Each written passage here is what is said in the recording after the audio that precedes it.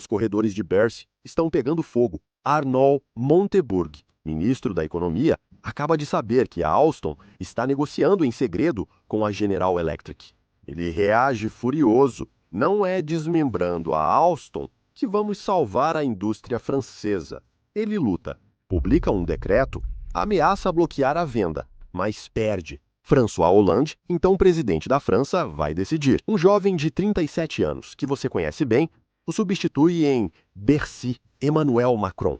A venda ocorre por 12,4 bilhões de euros, e com ela, o controle das turbinas nucleares francesas vai para os americanos. Uma joia vendida, aquela que equipava as usinas nucleares do país. Mas a Alstom não é um caso isolado. Vamos voltar um pouco. Ano 2000. Pechiney, gigante do alumínio, engolido por um grupo americano. Arcelor, número 1 europeu do aço comprado por um indiano. Technip, pioneira do petróleo offshore, desapareceu em um gigante anglo-saxão, avançando rapidamente para 2024. Agora não é mais sobre aço ou energia. É o Doliprano, o medicamento que todos os franceses têm em seu armário de remédios. Vendido para um fundo americano como uma mercadoria qualquer. Hoje, a França já não possui quase nada da sua indústria. Os logotipos ainda são franceses, às vezes as sedes também. Mas as decisões, o dinheiro, o poder estão em outro lugar. Em Nova York, em Pequim, em Nova Delhi.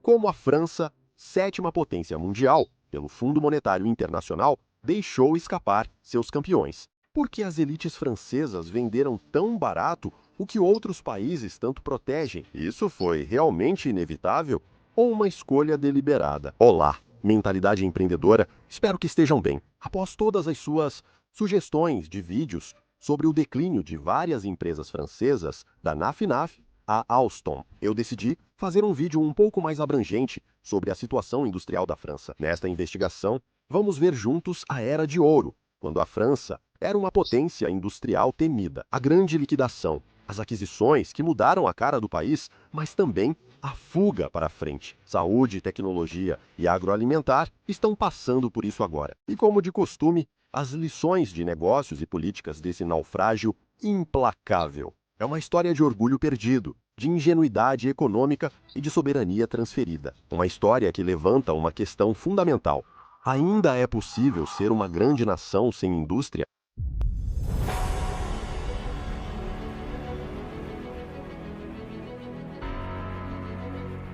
Estamos nos anos 80 com a França industrial a todo vapor.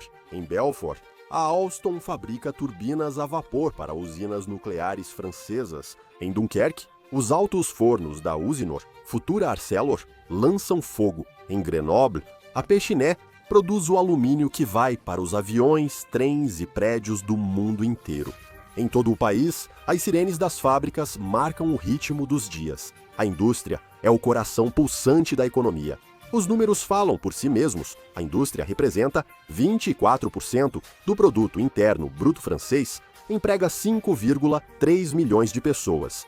E 1 em cada 4 empregos. É simples, a fábrica é a espinha dorsal do país. Nessa época, a França ainda não é um país dominado pelos serviços. É um país que produz, que constrói, que exporta. O feito, na França, é uma realidade industrial, não só marketing. Mas a Era de Ouro não dura para sempre. Nos anos 80, a França inicia um período de desindustrialização.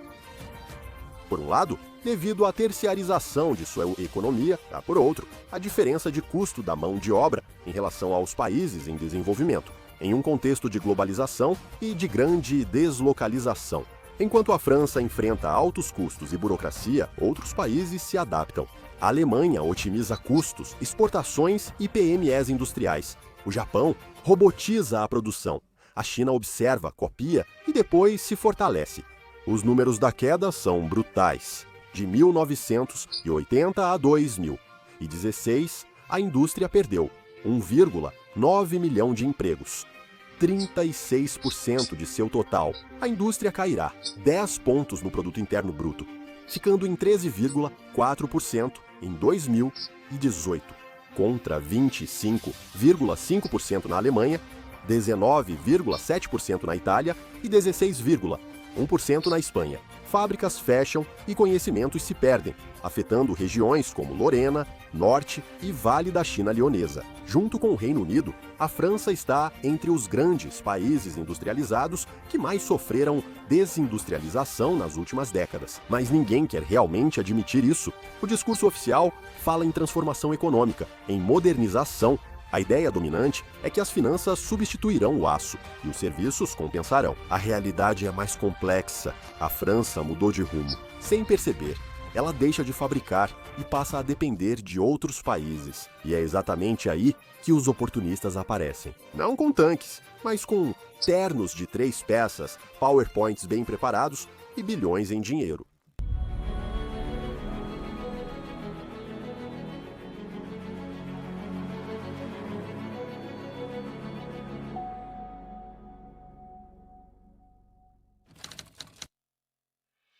Frederic Pierucci desce do seu avião.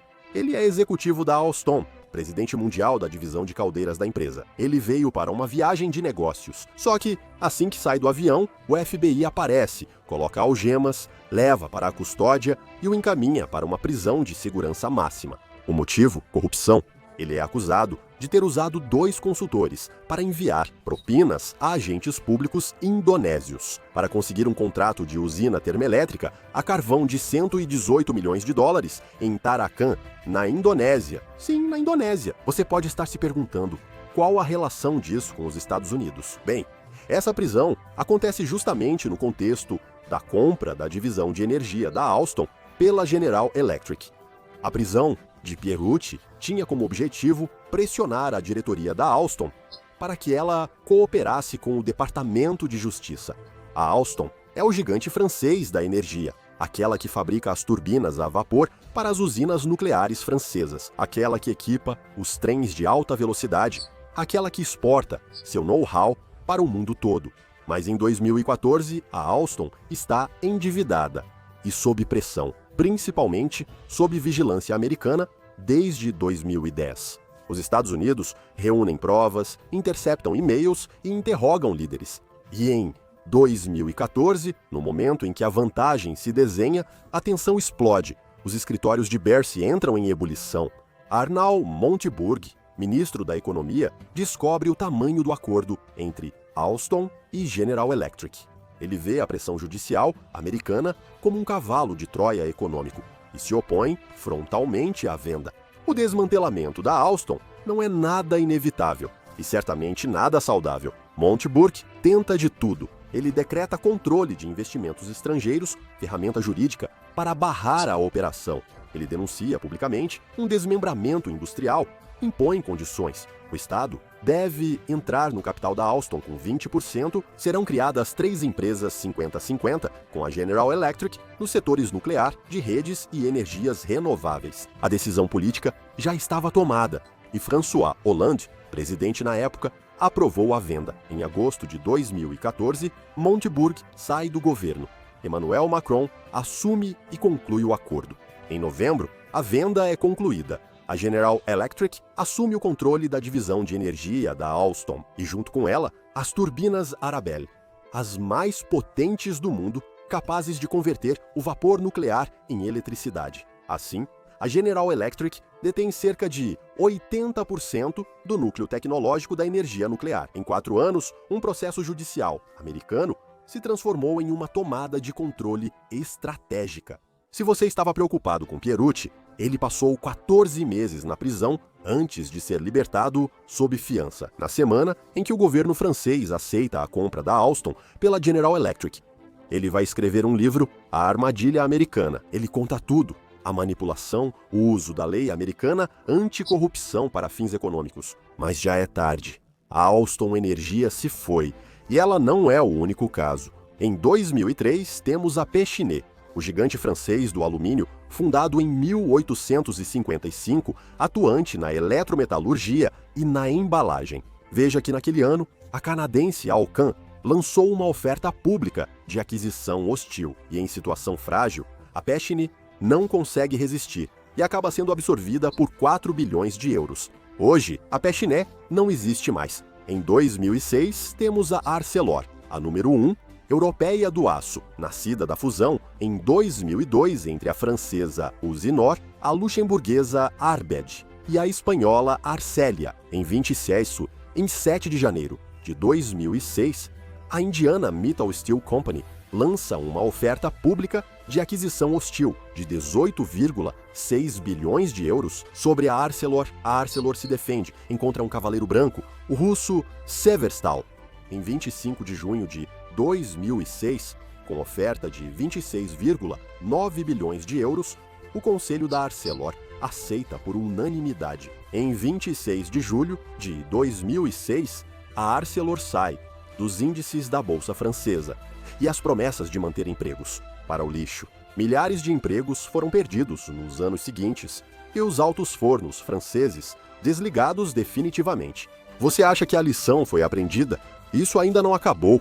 Em 2017, a Technip, líder francesa em engenharia offshore de petróleo. Em 17 de janeiro do mesmo ano, a Technip se fundirá com a americana Food Machinery Corporation Technologies, formando a Technip Food Machinery Corporation. A nova empresa possui sedes em Houston, Paris e Londres. O Chief Executive Officer é americano e o antigo presidente da Technip, Thierry Pilenco, torna-se presidente executivo, mas em 2019 ele deixa a empresa com 14 milhões de euros de indenização de saída, enquanto o grupo anuncia uma perda de 1,9 bilhão de dólares em 2018. Observadores dizem que a saída de Pilenco marca a ascensão dos americanos ao poder. Também há a Lafarge, fundada em 1833, pioneira mundial em cimento. Em 7 de abril de 2014, Lafarge e Holcim anunciam fusão. Em 10 de julho de 2015, ela é efetivada, com 3 mudanças em relação ao projeto inicial. A paridade mudou, tornando os acionistas da Holcim majoritários. Uma renúncia do Chief Executive Officer francês Bruno Lafon, a direção geral e a sede, como você pode imaginar, é transferida para a Suíça. E para agir corretamente, como um assassino profissional que não deixa rastros. Em 2021, Lafarge Holcim adota o nome Holcim. A sede operacional em Paris fecha as portas. As decisões agora são tomadas em Zug, na Suíça. Lafarge não existe mais.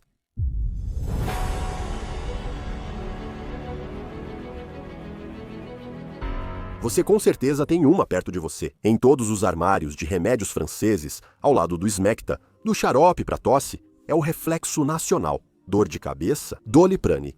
Febre, ressaca, sempre Doliprane. Está tão enraizado no cotidiano dos franceses que ninguém imagina que isso poderia passar para o controle estrangeiro. Em outubro de 2024, a Sanofi anuncia negociação exclusiva com o fundo americano Clayton, Dubilier e Rice para vender 50% de sua filial operacional. A avaliação é baseada em um valor de cerca de 16 bilhões de euros. 16 bilhões? O governo francês entra em pânico. O ministro da Economia, Antoine Armand, anuncia acordo tripartite entre Estado, Sanofi e fundo de investimento. O Estado francês, via Banque Publique d'Investissement Finance, vai investir no capital, mas isso não trará grandes mudanças. 2% do capital. Vocês começam a entender, como em todas as outras empresas que desapareceram, estão previstas garantias, penalidades de até 40 milhões de euros se as linhas de produção pararem e 100 mil euros por demissão econômica eventual. E 100 milhões de euros se a produção das 250 milhões de caixas de paracetamol prometidas não for mantida na França. Promessas? Por quanto tempo? Ninguém pode dizer, mas a mensagem é clara. Até mesmo os medicamentos essenciais se tornaram ativos financeiros negociáveis. E o Doliprane não é um caso isolado. Tessier, a marca de xarope que foi fundada em 1720, que representa os lanches de aniversário e os encontros em família, foi comprada em 2010 pelo grupo britânico Britvic por 237 milhões de euros. Em 2024, a dinamarquesa Carlsberg, quarta maior cervejaria do mundo, compra a Britvic e a Tessier. A marca francesa tricentenária foi adquirida por escandinavos, o que a colocou nas notícias. Agora, ela pode fechar na França. Também poderíamos citar Amora ou Mai, as mostardas e condimentos franceses que foram comprados pela Unilever, que fechou a fábrica histórica de Dijon e a de Apoigny. 144 empregos foram perdidos. Mas não é só o setor alimentício, é também o setor de tecnologia. A Atos, empresa francesa de informática, talvez mereça até um vídeo dedicado. Ela tem papel crucial na cibersegurança, nuvem e inteligência artificial. Ela também gerenciou a cibersegurança dos Jogos Olímpicos de Paris 2024.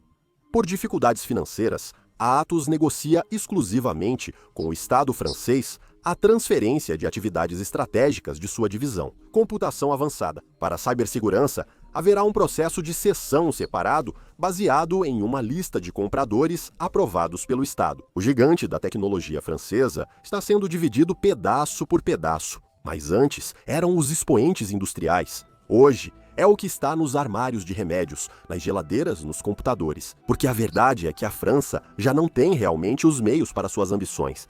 Não existem fundos soberanos tão fortes quanto o da Noruega, com 1,5 trilhão de dólares americanos, ou o de Singapura, com 700 bilhões de dólares americanos, sem estratégia industrial e visão de longo prazo. Assim, as vendas aumentam gradualmente, marca a marca, medicamento a medicamento.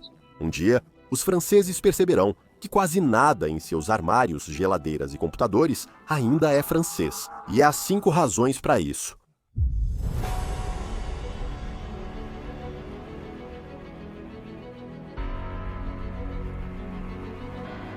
Alstom, Pechiney, Arcelor. Essas vendas não são acidentes, é um padrão. O curto prazo substituiu a estratégia e a indústria se tornou uma variável de ajuste. Na minha opinião, há 5 razões para isso. Primeiro, o custo de produção na França é muito alto. As contribuições sociais correspondem a 30% do custo do trabalho, enquanto na Alemanha são 20%. Após a liberalização do mercado de eletricidade, os industriais pagam até 25% a mais pela energia do que concorrentes alemães. Resultado: 2 opções: deslocalizar ou ser comprado por estrangeiro, que também deslocalizará. Enquanto isso, a Alemanha protege, investe em robôs e formação técnica. Apesar da piora, sua indústria ainda responde por 19% do produto interno bruto, ante 9% da França, em 2024. A segunda razão é a lentidão administrativa. Criar uma fábrica na França pode levar de 7 a 9 meses, contra 2 a 4 meses na Espanha ou na Polônia. Normas e autorizações europeias tornam os recursos lentos, criando um imposto invisível.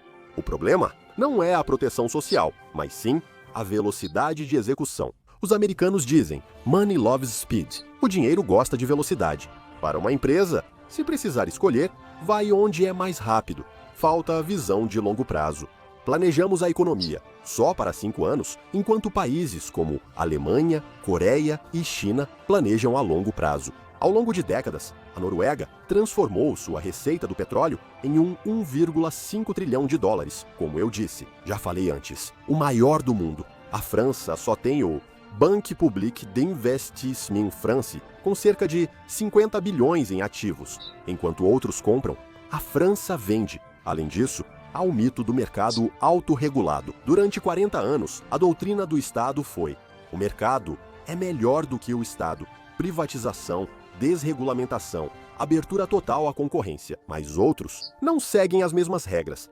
A China dá grandes subsídios a setores estratégicos. Os Estados Unidos, como já perceberam, protegem tudo de todas as formas. A Alemanha impede aquisições externas em energia e defesa. Já a França é o mercado. Mercados sem estratégia acabam vendendo a própria estratégia e, além disso, há desalinhamento cultural. Elites econômicas francesas são globalizadas, formadas em Harvard, London School of Economics e Wharton. Elas focam em rendimento trimestral, não em soberania industrial. Ceder uma joia nacional agora é visto como otimização, não falha. Uma empresa é mais que um ativo, envolve profissões, know-how e identidade. Hoje, está claro que setores da economia foram absorvidos por grupos estrangeiros. Não por fraqueza, mas por convicção de que a era industrial havia acabado. Quando um país para de produzir, também deixa de inovar.